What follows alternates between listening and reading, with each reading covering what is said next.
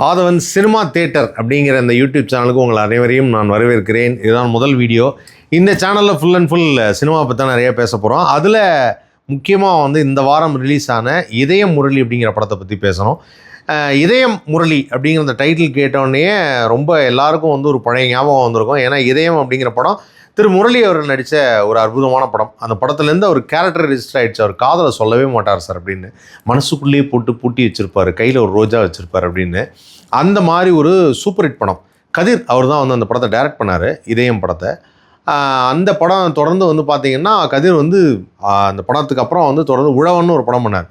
அதுக்கப்புறம் மக்கள் நம்மகிட்ட லவ் ஃபிலிம் தான் எக்ஸ்பெக்ட் பண்ணுறாங்க அப்படின்னோடனே காதல் தேசம், காதல் தினம், காதல் வைரஸ், இப்படி எல்லா படமே அவர் தான் எடுத்தார் கதிர். அப்புறம் இந்த இதயம் முரளி அப்படிங்கிற அந்த டைட்டில் வச்சதுக்கு காரணமே என்னென்னா, இதயம் படம் வந்ததுலேருந்து முரளி வந்து பயங்கர ஃபேமஸ். முரளி ஃபேமஸுங்கிறத விட என்னென்னா அவருக்கு ஒரு ஐடென்டிட்டி. அதாவது இவர் யார் முரளி அப்படிங்கிறப்ப நிறைய படங்கள் பண்ணிகிட்டு இருந்தார், நிறைய கதாநாயகனாக பண்ணியிருக்காரு. பட் இருந்தாலும் இதயம்ங்கிறது மக்கள் மனசில் ஆழமாக பதிஞ்சிருச்சு. ஸோ அதனால் வந்து எனக்கு தெரிஞ்ச அந்த இதயம் அப்படிங்கிற அந்த படத்துலேருந்து முரளிக்கு ஒரு தனி ஐடென்டிட்டி வந்தது. செம்ம ஸ்மார்ட்டாக இருப்பார், செம்ம அழகாக இருப்பார், க்யூட்டான ஒரு ஸ்மைல் அப்படின்னு ஒன்று சொல்லுவாங்கள்ல, அதுதான் வந்து முரளி சாரோட ஸ்மைலு. அவருடைய பையன் தான் அதர்வா. அவர் தான் இந்த படத்தில் ஹீரோவாக நடிச்சிருக்காரு. இதயம் முரளி கிட்டத்தட்ட 1991 இதயம் வந்தது. அதுக்கப்புறம் இது வந்து 2026 வருது. அப்போனா பார்த்துக்கோங்க எத்தனை ஆண்டுகள் கழித்துன்னு. கிட்டத்தட்ட வந்து ஒரு 35 ஆண்டுகள் கழித்து வரக்கூடிய படம் இந்த அதுக்கும் இதுக்கும் ஒரு சீக்குவல் மாதிரி இதயம் முரளின்னு சொல்கிறது. ஓகே, இப்போ இந்த இதயம் முரளியுடைய ஸ்டார் காஸ்டிங் யாருன்னு பார்த்தா அதர்வா நடிச்சிருக்காரு, ஃபகத் ஃபாசில். அதுக்கப்புறம் வந்து பிரீத்தி முகுந்தன் அவங்க வந்து ஹீரோயினாக பண்ணியிருக்காங்க, கயாடு லோகார் பண்ணியிருக்கிறாங்க. அதுக்கப்புறம் வந்து நடராஜன் சுப்ரமணியன் நட்டி, அவர் வந்து ஒரு முக்கியமான கதாபாத்திரம். அப்புறம் தமன் மியூசிக் டைரக்டர், படத்துக்கு மியூசிக் மட்டும் பண்ணல, நடிச்சுருக்கார். அப்புறம் நிகாரிகா பண்ணியிருக்காங்க, விஜய் ரக்ஷன் நம்ம விஜய் டிவியில் பார்த்துருப்பீங்க. அதுக்கப்புறம் டிராவிட் செல்வம் பரிதாபங்களில் ஒரு முக்கியமான கதாபாத்திரம். அந்த பரிதாபங்கள்லேருந்து கோபி சுதாகர் இந்த படத்தில் ஒரு முக்கியமான கேரக்டர் பண்ணியிருக்காரு. அதுக்கப்புறம் நம்மளோட டெலிவிஷன் ஹோஸ்ட் ஏஞ்சலின் அவங்க ஒரு முக்கியமான கேரக்டர் பண்ணியிருக்காங்க, அஞ்சு குரியன் பண்ணியிருக்காங்க. அப்புறம் யாஸ்ரீ ராவ், இவங்கெல்லாம் அந்த படத்துலேயே ஸ்டார் காஸ்டிங். அண்ட் இந்த படத்தில் மியூசிக் ஆல்ரெடி தமன் சொல்லிட்டேன். டைரக்ஷன் வந்து ஆகாஷ் பாஸ்கரன் அப்படிங்கிறவர் பண்ணியிருக்காரு, ரொம்ப நல்லா பண்ணியிருக்காரு. அதுக்கப்புறம் வந்து சாய் சினிமாட்டோகிராஃபர். அப்புறம் பிரதீப் பி ராகவ், அவர் தான் எடிட்டர். ஸோ இதுதான் இந்த படத்துடைய ஒரு cast and crew list. Okay, இப்போ இந்த படத்துடைய கதை அப்படின்னு பார்க்குறப்ப என்னென்னா, இதயம் படத்தில் என்ன மாதிரியான ஒரு சிச்சுவேஷன், காதலை அவர் சொல்ல மாட்டார். அதே மாதிரி தான் இந்த படத்துலையும் காதலை சொல்லாத ஒரு கேரக்டரில், சொல்ல முடியாமல் தவிக்கிற ஒரு கேரக்டரில் அதர்வா பண்ணியிருக்கார். அதர்வா வந்து என்ன சொல்கிறாருன்னா, நான் ஒரு 80-90 கிட்ஸு, நாங்கள் சின்ன வயசுலேருந்து இப்படி தான் இருந்தோம், நாங்கள்லாம் வந்து எங்கள் டீச்சரை தான் ஃபஸ்ட் லவ் பண்ணுவோம். இது எல்லாம் நிறைய படத்தில் அந்த கதைகள் நீங்கள் பார்த்துருப்பீங்க.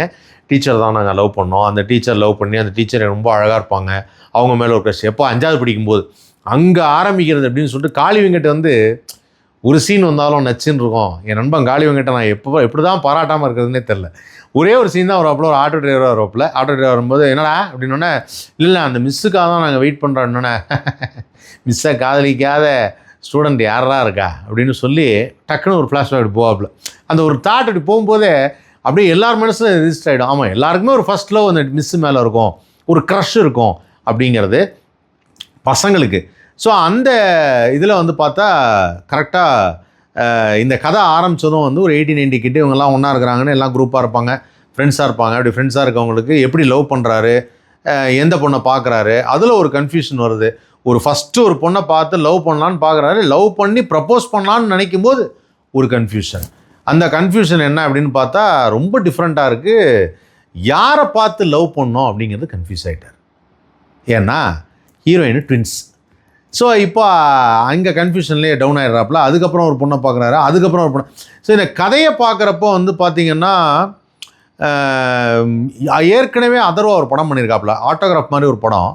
அது வந்து ஜெமினி கணேசனும் சுருளிராஜனும் நினைக்கிறேன். அந்த படத்து மாதிரியே லைட்டாக ஒரு டச் இருந்தது. இவருக்கு வந்து அந்த பொண்ணு ஒரு மாறி பொண்ணுக்கு போகிறாரு, இந்த பொண்ணை லவ் பண்ணுறாரு, அந்த பொண்ணை லவ் பண்ணுறாரு. அப்படி அந்த படத்தில் லவ்வை சொல்லிடுவாப்புல. இதில் லவ்வே சொல்ல மாட்டாப்புல. எப்பவுமே அப்படி மென்று முழுங்கிட்டு அப்படியே இருந்து, அது என்ன நான் சொல்ல வரேன்னா, என்ன நான் சொல்லணும், மனசுக்குள்ளே அந்த ஒரு ஏக்கம், அந்த ஒரு தாக்கம் அப்படின்னு சொல்லி ஒரு விஷயம் இருக்குதுன்னு வச்சுங்களேன். இதை தான் இந்த படத்தில் ஃபுல்லாக பண்ணியிருக்கிறாங்க. அண்ட் இந்த படத்துடைய கேமரா சூப்பராக பண்ணியிருக்காங்க. பேக்ரவுண்ட் மியூசிக் பாட்டு. தமன் வந்து மிகப்பெரிய மியூசிக் டைரக்டருங்க தெலுங்கில். தமிழ்லேயும் வந்து கலக்குன்னு கலக்கியிருக்காரு. குறிப்பிட்ட சில படங்கள் தான் தமிழில் பண்ணுவார், அதில் இந்த படம் வந்து நல்லாவே பண்ணியிருக்காரு. அதுக்கப்புறம் வந்து இந்த படத்தோட டைரக்டர் ஆகாஷ் பாஸ்கரன் ஒரே ஒரு ஷாட்டு ஆட்டோ டிரைவராக வராருன்னு நினைக்கிறேன். இந்த ஆட்டோ டிரைவராக வராது அதுதான் ஆகாஷ் பாஸ்கரான்னு நினைக்கிறேன், if I'm not wrong. ஏன்னா டைட்டாக ஒரு க்ளோஸ்அப் வச்சு ஒரு டைலாக் ஒன்று சொல்லுவாங்க, பிரசவத்திற்கு அப்படின்னு சொல்லி அந்த ஒரு சீன் வரும். ஆகாஷ் பாஸ்கரன் எனக்கு பார்க்கும்போது டக்குன்னு பிரதீப் ரங்கநாதன் ஞாபகம் வந்தது. அந்த கோமாளி படத்தில் அதே மாதிரி ஆட்டோ டிரைவர் ஒரு பிரதீப் ரங்கநாதன். ஸோ அதே மாதிரி ஒரு ரிப்பீட்டாக இருந்தது. இதுக்கு முன்னாடி ஒரு ஆட்டோ டிரைவராக ஒருத்தர் வந்தாருங்க பல வருஷத்துக்கு முன்னாடி. அவர் தான் எஸ்ஜே சூர்யா. அவர் வந்து ஆனால் அசிஸ்டன்ட் டேரக்டராக இருக்கும்போதே ஆட்டோ டிரைவராக வந்தார். அது வந்து ஆசை அப்படிங்கிற படத்தில். ஸோ இதெல்லாம் வந்து ஒரு சின்ன சின்ன இதெல்லாம் பண்ணியிருக்காங்க. அதுக்கப்புறம் மாதம்பட்டி ரங்கராஜ் ஒரு சின்ன கேமியோ அப்பியரன்ஸ். அதாவது இந்த படத்தில் நான் ஒரு செகண்ட் வருவேன் அப்படின்னு கரெக்டாக ஒரு செகண்ட் தான் வந்திருக்கிறார். ஃபகத் ஃபாசில் சொல்லவே வேணாம், நான் நடிப்புங்க. அதாவது ஒரு ஸ்டோரி கேட்குற மாதிரி வருவார், பட் அவர் முக்கியமான கதாபாத்திரம். அது அந்த ஸ்டோரி கேட்குற மாதிரி வந்தாலும் அதை ரசிப்புத்தன்மையோட கேட்குறது, டைலாக் டெலிவரி, பேசுகிறது, அவருக்குன்னு ஒரு தனி ஸ்டைல் இருக்கும். எனக்கு எப்பவுமே அவருடைய நடிப்பு ரொம்ப பிடிக்கும். பிரமாதமாக பண்ணியிருந்தார். அப்புறம் இந்த படத்தில் மற்ற ஹீரோயின்ஸ் எல்லாருமே, எல்லா ஹீரோயின்ஸும். அப்புறம் அந்த மாஸ்டர் படத்தில் நடித்த மாளவிகா மோகன், அவங்க ஒரு முக்கியமான கதாபாத்திரத்தில் வராங்க. பட் அவங்களும் ஒரு கேமியோ அப்பியரன்ஸ் தான் சொல்லலாம். ஆடுகளம் நரேன்னு, இந்த மாதிரி ஏகப்பட்ட ஸ்டார் காஸ்டிங்கு. அப்புறம் யார் கண்ணன், இவங்க எல்லாருமே இந்த படத்தில் நடிச்சிருக்கிறாங்க. இதில் எனக்கு ரொம்ப பிடிச்ச பர்ஃபார்மன்ஸ்லாம் ஃபஸ்ட்டு சொல்லிடுறேன். ஃபஸ்ட்டு விஷயம் எனக்கு ரொம்ப அட்ராக்ட் பண்ணது சுதாகர். அஃப்கோர்ஸ் சுதாகர் வந்து பரிதாபங்கள்லேயே நான் அவரோட பெரிய ஃபேனு. சுதாகருடைய அந்த யதார்த்தமான அந்த நடிப்பு இருக்குல்ல, அது வந்து ரொம்ப நல்லா இருந்தது. கண்டிப்பாக அவருக்கு ஒரு பெரிய ஃப்யூச்சர் இருக்குது சினிமாவில். ஏன்னா அவருடைய அந்த லுக்கு இது எல்லாமே வந்து எப்பவுமே ரசிப்போம். இந்த படத்தில் பயங்கரமாக ரசிக்கலாம். எண்டு கார்டு, டைட்டில் கார்டு போடும்போது ஒரு கவுண்டர் கொடுத்தாருங்க. அந்த கவுண்டர் கூட சூப்பராக இருந்தது. அவ்வளோ நல்லா இருந்தது சுதாகருடைய பெர்ஃபார்மன்ஸு. அதுக்கப்புறம் அந்த படத்தில் நடித்த மற்ற நடிகர்கள் அப்படின்னு பார்க்கும்போது ஃப்ரெண்ட் கேட்டரிஞ்சர் ரக்ஷன் ரொம்ப நல்லா பண்ணியிருந்த ஒரு ஃபைட்டு. அதுக்கப்புறம் டிராவிட் செல்வம், அவரும் நம்ம பரிதாபம் நடிச்சு, அவரும் இப்போ நிறைய படங்களில் பண்ணிகிட்டு இருக்காரு, சூப்பராக பண்ணுறாரு. இந்த படத்துலேயும் வந்து ஒரு நல்ல கதாபாத்திரமாக, ஏன்னா அவர் வந்து ஒரு வெறும் காமெடி மட்டும் இல்லாமல் ஒரு கேரக்டர் ரோல் மாதிரி ஒரு சின்ன ஒரு எமோஷன் கலந்து பேசுகிற சில விஷயங்களும் ஹேண்டில் பண்ணுறாப்புல, அதுவும் ரொம்ப நல்லாயிருக்கு. அப்புறம் இன்னொரு கதாபாத்திரத்தில் தான் வந்து நிகாரிகா அவங்க ஒரு நடிச்சிருந்தாங்க, அவங்களும் நல்லா இருந்தது. அப்புறம் இவர் நம்ம தமன், பாய்ஸ்க்கு அப்புறம் அதே ஃப்ரெண்டு கேரக்டர் தான், வேறு லெவல் தான்.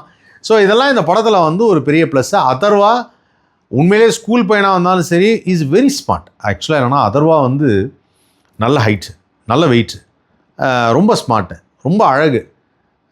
இன்னும் நிறைய வெற்றி படங்கள் அவர் கிடச்சிருக்கணும். அது வந்து கொஞ்சம் கொஞ்சமாக தான் அமைஞ்சிட்ருக்கு. கண்டிப்பாக அவருக்கான முத்திரை பதிக்கக்கூடிய ஒரு வெற்றி படம் வரும்னு நினைக்கிறேன். அது வரும்போது அதை பற்றி நம்ம நிறையா பேசுவோம். இந்த படம் வந்து கம்ப்ளீட் லவ் ஃபிலிம். அவங்க அப்பாவுக்காக எடுத்த ஒரு ட்ரிபியூட் மாதிரியே இருந்தது. படத்தில் முக்கியமான ஒரு காட்சியில் சின்னி ஜெயந்த் வர வந்தார். அவர் வந்து அந்த லவ்வை சொல்ல முடியாமல் ஒரு ட்ரெயினில் நின்று தவிச்சிட்டு இருக்கும்போது, இப்படி தான் என் ஃப்ரெண்ட் ராஜா அப்படின்னு சொல்லி சின்னி ஜெயந்த் ஒரு டைலாக் அவர் வந்து சொல்லும்போது எனக்கு அப்படியே ஒருவேளை சின்னி ஜெயந்தியில் ட்ராவல் பண்ணிவிடுவாரோ, அவரும் இது சேர்ந்து லவ் ஹெல்ப் பண்ணுறனான்னு வந்துடுவாரோன்னு நினச்சேன். ஏன்னா பல படங்கள் முரளியோட அவர் சேர்ந்து நடிச்சிருக்காரு, காலேஜ் மேட்டாக ஃப்ரெண்டாக நடிச்சிருக்காரு. ஸோ இது எல்லாமே இந்த படத்தில் நடந்தது தான். ஆனால் இந்த படத்தில் ஓவராலாக பார்க்கும்போது இந்த படத்தில் இருந்த சில விஷயங்கள் எதெல்லாம் மக்கள் மனசில் இது இப்படி இல்லையே அப்படிங்கிற மாதிரி இருந்தது அப்படின்னா, ஜென்சி கிட்ஸ் அப்படிங்கிறவங்க இப்போ இருக்கிறவங்கலாம் வந்து பார்த்தீங்கன்னா லவ்வை சொல்லி மூடி மறைக்கிறவங்களே கிடையாது, சொல்கிறதுக்காக வெக்கப்படுறவங்களே கிடையாது, பட்டுன்னு சொல்லிட்டு போயிடுவாங்க. அந்த டைமில் இந்த படம் இப்படி சொல்கிறதுக்கு ஒருத்தன் வெக்கப்படுறான் அப்படிங்கிறத கொஞ்சம் ஒரு 10 வருஷத்துக்கு முன்னாடிங்கிற மாதிரி கதை எடுத்துருக்காங்க. ஒரு 2016-17 நடக்குது அப்படின்னு சொல்லி, அதனால் ஓகே. பட் இருந்தாலும் பார்க்குறவங்களுக்கு எவ்வளோ நேரம் அப்படின்வாங்கல்ல, அந்த ஒரு இது இருந்தது.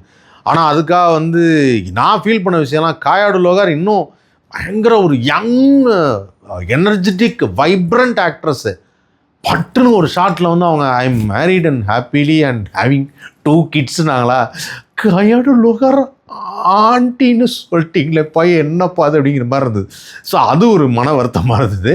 அதே சமயத்தில் இவங்க பிரீத்தி முகுந்தன், ஐயோ பிளாஸ்ட்டுக்கு அப்புறம் இந்த படத்துலேயும் அவங்களோட லுக் அண்ட் ஃபீலே ரொம்ப நல்லா இருக்கு. அப்புறம் நம்ம ஆதித்யா டிவி கதிர், ஒரு சின்ன சீன் தான், ஒரு 2-3 சீன் தான் வந்தாப்புல, சூப்பர் பர்ஃபார்மன்ஸ். அந்த ஒரு ரொம்ப இயல்பாக நடிச்சிருந்தாப்புல, அது ரொம்ப நல்லா இருந்தது. ஆமாம்மா வந்து எப்போ ஜீரதாட்டம் ஆயிருந்துடும் அப்படின்னு சொல்லிட்டு அந்த இயல்பாக இருக்கிற நடிப்பு இருக்குல்ல, அது கதிர் உண்மையிலே பட்டையை கிளப்பியிருந்தாப்புல. ஸோ இந்த படத்தில் நடித்த எல்லா நடிகர்களுமே ஹேட்ஸ் ஆஃப். அண்ட் நட்டி அவரும் சூப்பராக நடிச்சிருந்தார். இந்த படம் பார்க்கலாம், பட் ஓவராலாக மனசை ரொம்ப அப்படி கொள்ளையடிச்சு போச்சான்னா இல்லை. ஏன் அப்படின்னா அது காரணம் அந்த திரைக்கதை கொஞ்சம் ஒரு ஒட்டியும் ஒட்டாமல் இருக்கிற, ஏன்னா படத்துலேயே ஒரு கான்ட்ரவர்சியான ஒரு விஷயம், மனசுக்கு பிடிச்சவங்களோட சேரணுங்கிறது கிளைமேக்ஸ் இருக்கும்போது இவங்க ஃப்ரெண்டே மனசுக்கு பிடிச்சவங்க 2 பேர் சேர மாட்டாங்க. அது கொஞ்சம் கான்ட்ரவர்சியாக இருந்தது. அதனால் எனக்கு அது ஒட்டலை. அதே சமயத்தில் அந்த வெளிநாடு போயிட்டு வர்றது, அமெரிக்கா போயிட்டு வரோன்னு சொல்கிறது. அமெரிக்கா போகிறது இப்போ எல்லாருக்கும் தெரியுமான்னு தெரில. 10 வருஷத்துக்கு முன்னாடி கிட்டத்தட்ட அப்போது 2016 17 ட்ரம்ப் தான் இருந்தார். ஸோ அதனால் இவங்க அதெல்லாம் ரெஃபர் பண்ணியிருந்தாங்க.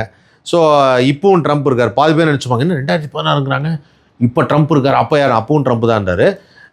ஸோ அந்த ஒரு விஷயம், அந்த அமெரிக்கா போயிட்டு டக்குன்னு உடனே வர்றது அப்படிங்கிறதெல்லாம் இருக்கு இல்லையா, வாங்க டூர் போவோம், பேச்சுலர் பார்ட்டி அமெரிக்காவில் அப்படிங்கிறது இருக்குல்ல, அது வந்து கொஞ்சம் கஷ்டமான ஒரு விஷயம். ஏன்னா நான் அடிக்கடி அமெரிக்கா போகிறதுனால தெரியும் விசா எடுக்கிறது எவ்வளோ கஷ்டம்னு. அதனால் சொன்னேன். மற்றபடி all fine. But one time பார்க்கலாம். But not so impressive. Okay, நல்லாயிருக்கு, க்யூட்டாக இருக்குது, அழகாக இருக்குது, ஜாலியாக ஒரு தடவை என்ஜாய் பண்ணிட்டு வரலாம். இதயம் முரளி.